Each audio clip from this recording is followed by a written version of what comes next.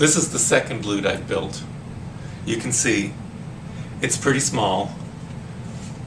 The vibrating length of the strings is only 44 centimeters.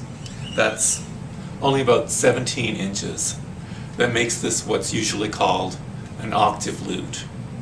The bowl is made of 9 strips of oak called ribs.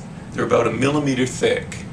The ribs were heated and bent into this eggshell shape and then glued together. The neck is made of poplar, as is the peg box, which juts off at about a right angle toward the back of the instrument. Because I used ukulele tuners instead of the traditional tuning pegs, the peg box is much larger and heavier than a traditional peg box would be. That puts the balance off and makes this lute a little harder to hold, so I use the strap to help compensate for that.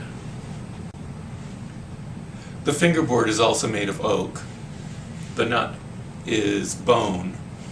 The frets are gut, tied around the neck. The sounding board is made of Engelmann spruce. This is the only wood that I didn't get from our local Lowe's Home Improvement Center. The sounding board varies in thickness from about 1 millimeter around the rosette to a little over 2 millimeters at the edge where it's glued to the bowl.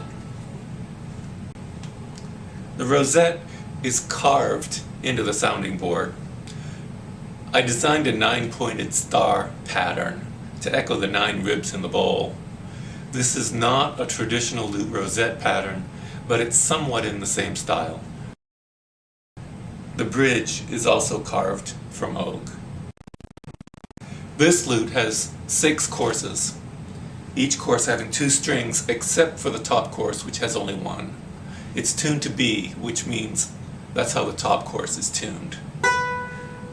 The strings below that are tuned according to the standard lute intervals: a fourth, a fourth, a third, a fourth, and another fourth. This is similar to the way a guitar is tuned, except for the placement of the third.